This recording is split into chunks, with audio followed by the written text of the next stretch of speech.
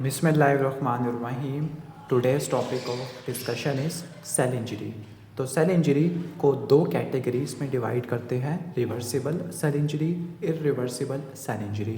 Reversible cell injury को आप reverse कर सकते हैं, but irreversible cell injury will leads to cell death which occurs via apoptosis और नेक्रोसिस। तो स्टार्ट करते हैं हम reversible and irreversible cell injury.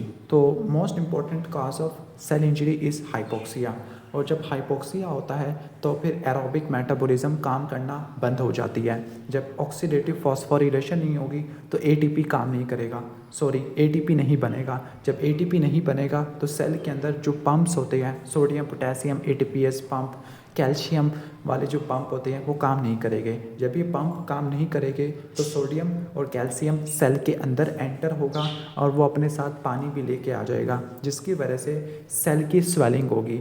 Cell की स्वेलिंग के अंदर साइटोप्लाज्म स्वेल कर जाएगा। सेल के ऑर्गेनेलीज हैं like mitochondria, endoplasmic reticulum, Golgi, तो ये भी स्वेल कर जाएंगे। तो उम्मीद है कि समझ आ गया होगा।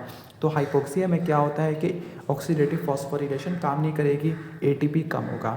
जब एटीपी कम होगा तो सोडियम पोटेशियम एटीपीएस पंप काम नहीं करेगा। जब ये पंप काम नहीं करेगा तो सोडियम और वाटर सेल के अंदर बिल्डअप होना शुरू हो जाएंगे। इसके अलावा जो कैल्शियम पंप है वो भी काम नहीं करेगा, तो जो कैल्शियम है वो सारा का सारा सार्कोप्लाज्मिक रेटिकुलम से साइटोसोल के अंदर आ जाएगा। ठीक हो गया, क्लियर? ठीक।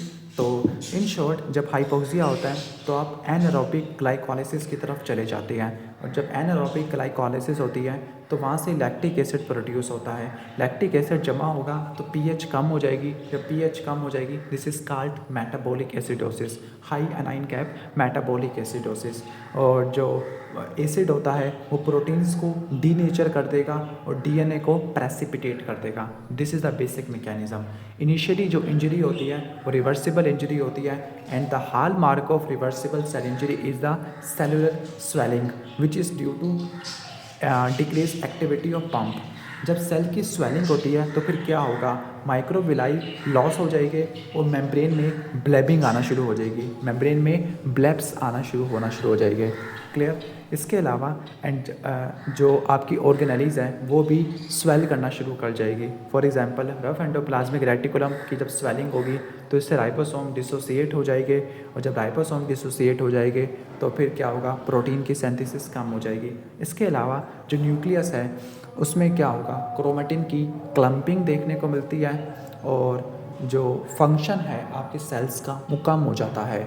और इसके अलावा आपको माइलिन फिगर्स भी देखने को मिलती है। What are myelin figures? Myelin figures are the aggregation of peroxidized lipids, कि जो लिपिड्स की परऑक्सीडेशन हो गई थी फ्री रेडिकल्स की वजह से, उसकी एग्रीगेशन से माइलिन फिगर्स क्रिएट हो जाएंगे। तो अगर आपसे सवाल पूछे कि रिवर्सिबल सेल इंजरी में क्या क्या चीज़ें होती हैं, सेल की स्वेलिंग होती है, राइबोसोम डिटैच हो जाते हैं, मेम्ब्रेन की ब्लेबिंग होती है, न्यूक्लियर क्रोमेटिन की क्लम्पिंग होती है, और माइलिन फिगर्स आपको देखने को मिलते हैं। लेकिन आपने इसको ना ठीक किया तो ये इरिवर्सिबल सेल इंजरी बन जाएगा। और इरिवर्सिबल सेल इंजरी का हाल मार्क क्या है, मेम्ब्रेन डैमेज। रिवर्सिबल का क्या था, सेल की स्वेलिंग होना।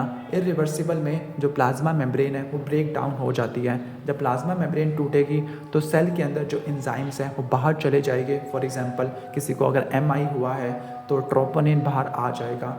ठीक हो गया। इसके अलावा जो कैल्शियम सेल के अंदर एंटर होगा वो हमारे लाइसोसोमल एंजाइम्स को एक्टिवेट कर देगा, जो हमारे ऑर्गेनेलीज को नुकसान पहुंचा देंगे। तो जब प्लाज्मा मेम्ब्रेन डैमेज होगी तो साइटोसोलिक एंजाइम सीरम में आ जाएंगे, और जब प्लाज्मा मेम्ब्रेन डैमेज होगी तो कैल्शियम सेल के अंदर एंटर हो जाएगा, जो हमारे डिग्रेडेटिव एंजाइम्स को एक्टिवेट कर देगा। अब प्लाज्मा मेम्ब्रेन डैमेज होगी, इसके अलावा माइटोकॉन्ड्रिया की मेम्ब्रेन भी डैमेज होगी। जब माइटोकॉन्ड्रिया की मेम्ब्रेन डैमेज होगी तो उसकी इनर माइटोकॉन्ड्रियल मेम्ब्रेन के ऊपर इलेक्ट्रॉन ट्रांसपोर्ट चेन होती है वो ख़त्म हो जाएगी, जिसकी वजह से एटीपी प्रोडक्शन कम हो जाएगी। इसके अलावा जब माइटोकॉन्ड्रिया की मेम्ब्रेन डैमेज हो चुकी है तो एक प्रोटीन होती है साइटोक्रोम सी, वो साइटोक्रोम सी साइटोप्लाज्म में आ जाएगी और वो एपोप्टोसिस को एक्टिवेट करेगी। कौन सा पाथवे? इंट्रिंसिक माइटोकॉन्ड्रियल पाथवे, जिसकी वजह से सेल डेथ हो जाएगी। इसके अलावा अगर लाइसोसोम की मेम्ब्रेन डैमेज हो गई है तो हाइड्रोलाइटिक एंजाइम साइटोसोल में रिलीज़ हो जाएंगे, और साइटोसोल के अंदर कैल्शियम भी आ गया था क्योंकि प्लाज्मा मेम्ब्रेन डैमेज हो गई थी, तो एंजाइम रिलीज़ हो गए और वो कैल्शियम से एक्टिवेट भी हो जाएंगे, तो वो सेल को डिस्ट्रॉय करना शुरू कर देंगे। This is called आउटोलाइसिस।